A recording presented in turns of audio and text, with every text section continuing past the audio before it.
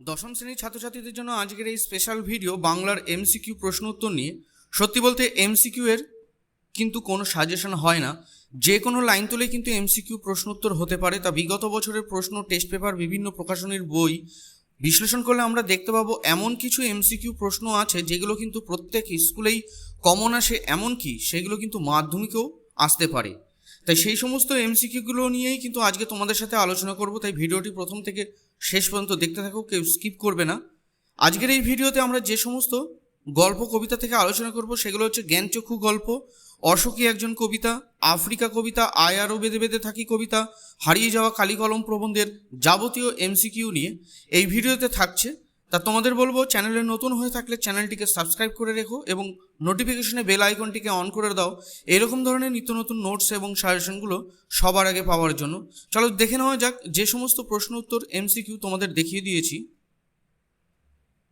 তাহলে দেখে নাও জ্ঞানচক্ষু থেকে যে প্রশ্নগুলো তোমাদের পড়তে হচ্ছে এমসিকিউ। প্রথম প্রশ্ন, তপনের ছোট মাসি বিয়ে হয়ে গেল দেদার ঘটাপাটা করে। দেদার শব্দের অর্থ হলো বিস্তর বা প্রচুর। 2 নম্বর প্রশ্ন, এদেশের কিছু হবে না, বক্তা কে? না ছোট মেশো, অর্থাৎ নতুন মেশো বলতে পারো, অথবা দিয়ে লেখক মেশো থাকতে পারে অপশনে। 3 নম্বর প্রশ্ন, তপনের নতুন মেসোমশাই পেশাগতভাবে ছিলেন কলেজ প্রফেসর। 4 নম্বর প্রশ্ন, তপন মামাবাড়িতে এসেছে ছোট মাসির বিয়ে উপলক্ষে। 5 নম্বর প্রশ্ন, তপনের মেশো কোন পত্রিকার সম্পাদককে চিনতেন, অথবা দিয়ে কোন পত্রিকায় তপনের গল্প ছাপানোর কথা বলেছিলেন? সন্ধ্যাতারা পত্রিকায়। 6 নম্বর প্রশ্ন, চায়ের টেবিলে ওঠে কথাটা কখন? না বিকেলে। 7 নম্বর প্রশ্ন, তপনের হাত আছে, এখানে হাত বলতে বোঝানো হয়েছে দক্ষতা বা লেখার ক্ষমতা। 8 নম্বর প্রশ্ন, তপনের লেখা গল্পটির নাম কি? না প্রথম দিন। 9 নম্বর প্রশ্ন, তপনের লেখা গল্পের বিষয়বস্তু কি? না ভর্তি হওয়ার অভিজ্ঞতা ও অনুভূতি। 10 নম্বর প্রশ্ন, শুধু এটাই জানা ছিল না, তপনের জানা ছিল না কি? না গল্প লেখা খুব সহজ, সাধারণ মানুষই, মানে তপনের এই ব্যাপারটা আগে জানা ছিল না যে গল্প লেখাটা কিন্তু খুব কঠিন ব্যাপার নয়, সবাই লিখতে পারে, তাই সাধারণ মানুষও কিন্তু গল্প লিখতে পারে। 11 নম্বর প্রশ্ন, বিয়েবাড়িতে যেটি মা না আনিয়ে ছাড়েননি সেটি কি? না হোম টাস্কের খাতা। 12 নম্বর প্রশ্ন, তপনের চিরকালের বন্ধু কে?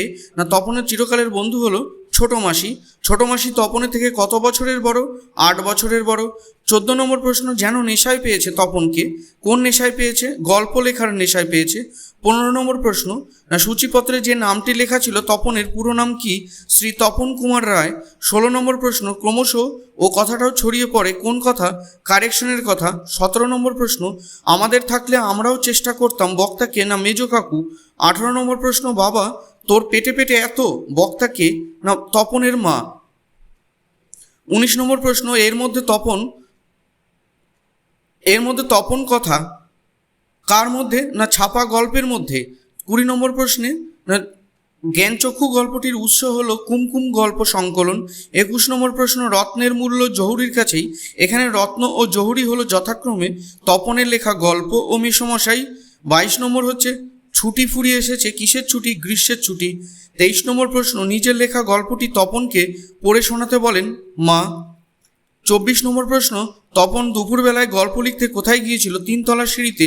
25 নম্বর প্রশ্ন, বাড়ির সকলে ঠাট্টা তামাশার মধ্যে তপন গল্প লিখেছে কটি? না 2-3টি। 26 নম্বর প্রশ্ন, এ দেশে কিছু হবে না বলে মেশো চলে যান, কোথায় চলে যান? সিনেমা দেখতে। 27 নম্বর প্রশ্ন, বাড়িতে তপনের নাম হয়ে গিয়েছিল কবি, সাহিত্যিক, কথাশিল্পী। 28 নম্বর প্রশ্ন, তপন গল্প লিখে সর্বপ্রথম কাকে জানিয়েছিল? ছোট মাসিকে।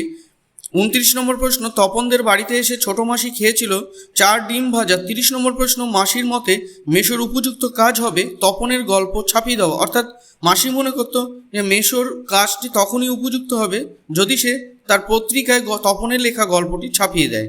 এবার চলে আসছি আমরা অশোকী একজন কবিতা থেকে। অশোকী একজন কবিতা থেকে যে সমস্ত এমসিকিউগুলো তোমাদের জন্য খুবই গুরুত্বপূর্ণ সেগুলো দেখে নাও। না অশোকী একজন কবিতাটি বাংলায় তর্জমা করেছেন নবারুণ ভট্টাচার্য। 32 নম্বর প্রশ্ন, অশোকী একজন কবিতাটি মূল যে কাব্যগ্রন্থের অন্তর্গত এক্সট্রাভাগারিয়া অথবা বিদেশি ফুলের রক্তের। 33 নম্বর প্রশ্ন, অশোকী একজন কবিতাটি মূল কোন ভাষায় রচিত? স্প্যানিশ। 34 নম্বর প্রশ্ন, অশোকী একজন কবিতাটির মূল নাম লাদেশ দি চাঁদা। 35 নম্বর, অপেক্ষায় দাঁড় করিয়ে রেখে কোথায়? না দরজায়। সে জানতো না, সে কি জানতো না? কথক আর কখনো ফিরে আসবে না, এটি সে জানতো না। 37 নম্বর প্রশ্ন, হেঁটে গেল গির্জার এক নান। 38 নম্বর প্রশ্ন, বৃষ্টিতে ধুয়ে দিল কি? না কথকের পায়ের দাগ? 39 নম্বর প্রশ্ন, ঘাস জন্মালো কোথায়? না রাস্তায়? 40 নম্বর প্রশ্ন, নেমে এলো তার মাথার উপর, কি নেমে এলো? বছরগুলো। 41 নম্বর প্রশ্ন, তারপর যুদ্ধ এলো, কেমনভাবে এলো? রক্তের এক আগ্নেয় পাহাড়ের মতো। 42 নম্বর প্রশ্ন, অশোকে একজন কবিতায় কাদের খুন হওয়ার কথা বলা হয়েছে? শিশু আর বাড়িতে। 43 নম্বর প্রশ্ন, কবিতায় কার মৃত্যু হয়নি? না অপেক্ষারত মেয়েটির। 44 নম্বর প্রশ্ন, ধরে গেল আগুন কোথায়? সমস্ত সমতলে।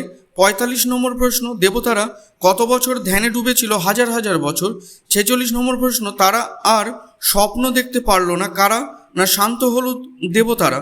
47 নম্বর প্রশ্ন, অশোকে একজন কবিতায় যে বাদ্যযন্ত্রটির কথা বলা আছে সেটি কি?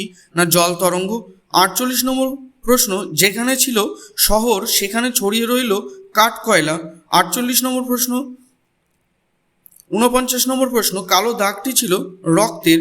50 নম্বর প্রশ্ন, পাবলো নেরুদা ছিলেন চিলি দেশের কবি ও রাজনীতিবিদ। তাহলে দেখো, আয় আরও বেঁধে বেঁধে থাকি কবিতা থেকে যে প্রশ্নগুলো তোমাদের পড়তে হবে, খুবই গুরুত্বপূর্ণ প্রশ্ন, সেগুলো এবার দেখে নাও। আয় আরও বেঁধে বেঁধে থাকি কথাটি কবিতায় কতবার লেখা আছে? এটি কিন্তু খুব গুরুত্বপূর্ণ প্রশ্ন, এই উত্তর আমি বলিনি, তোমরা যদি জানো তাহলে আমাকে কমেন্ট বক্সে জানিয়ে দাও। 52 নম্বর প্রশ্ন, শঙ্খ ঘোষের ছদ্মনাম কি? কুন্তক। তার প্রকৃত নাম ছিল চিত্তপ্রিয় ঘোষ। আয় আরও বেঁধে বেঁধে থাকি কবিতাটির মূল কাব্যগ্রন্থ জলই পাষাণ হয়ে আছে। 54 নম্বর প্রশ্ন, হিমানী শব্দের অর্থ তুষার বা বরফ। আমাদের ডান পাশে ধস, আমাদের বায়ে রয়েছে গিরিখাত, আমাদের মাথায় বোমারু, আমাদের পায়ে পায়ে হিমানীর বাঁধ। বোমারু শব্দের অর্থ কি? না বোমারু শব্দের অর্থ হলো বোমা নিক্ষেপ অথবা বোমা নিক্ষেপকারী যুদ্ধ বিমান।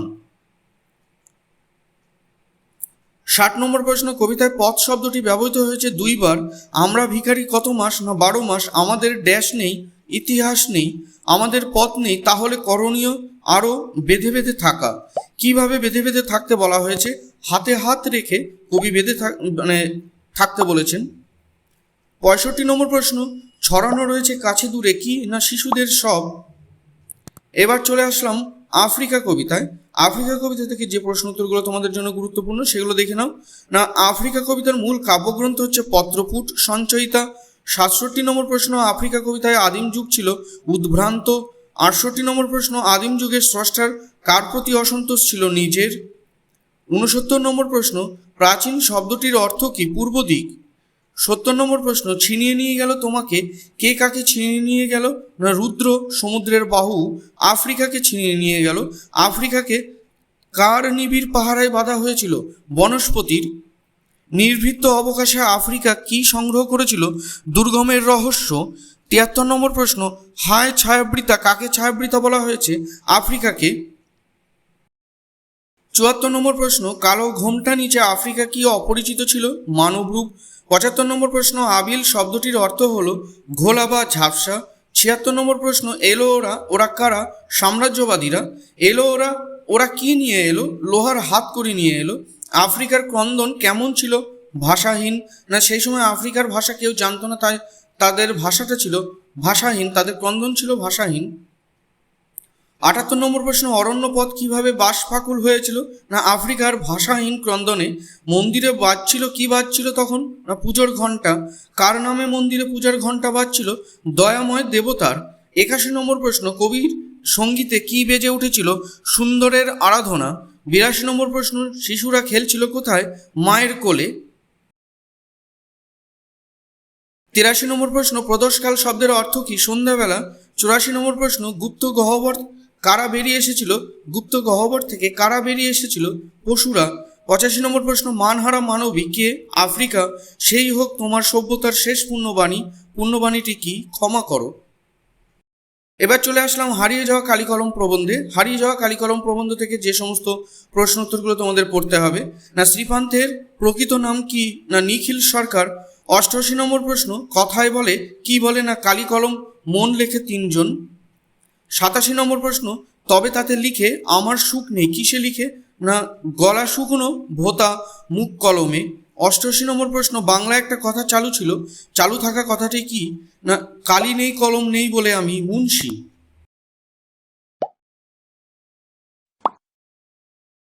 89 নম্বর প্রশ্ন, বড়রা শিখিয়ে দিয়েছিলেন, কি শিখিয়ে দিয়েছিলেন না কলমের মুখটা চিরে দিতে।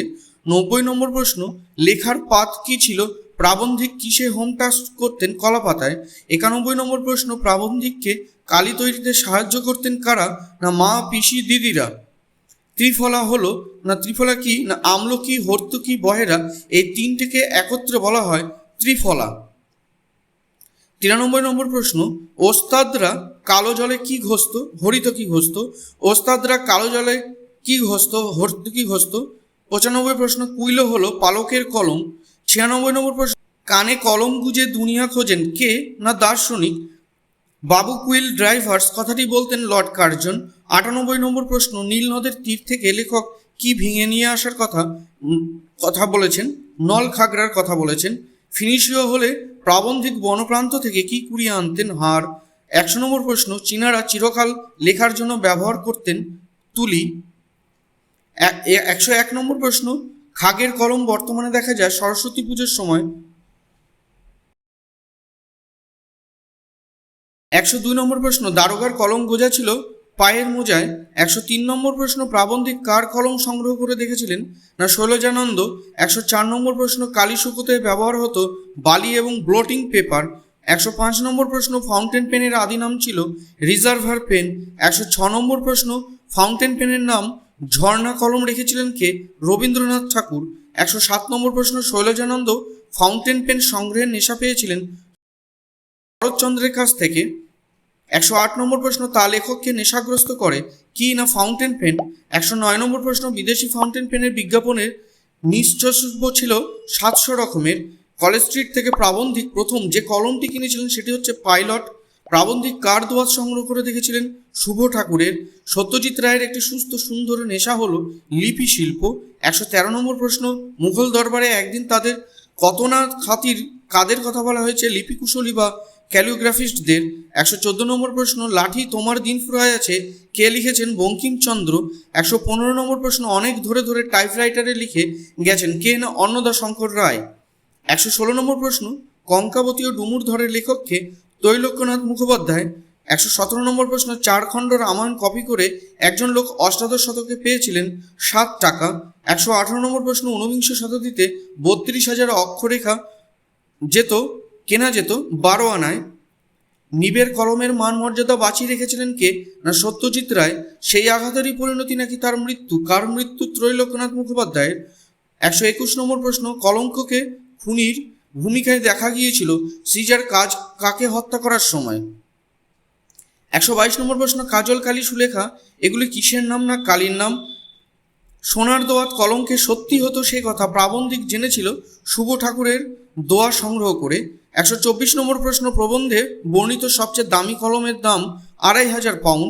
125 নম্বর প্রশ্ন, কলম তাদের কাছে আজ অস্পৃশ্য কাদের কাছে, পকেট মারদের কাছে। তাহলে এতক্ষণ ধরে যে সমস্ত এমসিকিউগুলো তোমরা দেখতে পেলে, এই সমস্ত এমসিকিউ তোমরা বাড়িতে ভালো করে প্র্যাকটিস করে রাখো। এই সমস্ত এমসিকিউ কিন্তু তোমাদের জন্য প্রথম ইউনিটে খুবই গুরুত্বপূর্ণ। প্রথম ইউনিটে তোমরা যখন পরীক্ষা দিতে যাবে তোমাদের কিন্তু এখান থেকে অনেক প্রশ্নই কিন্তু তোমরা কমন পাবে। এই এমসিকিউগুলো কিন্তু এতটাই গুরুত্বপূর্ণ, এখান থেকে কিন্তু মাধ্যমিকেও আসার সম্ভাবনা রয়েছে।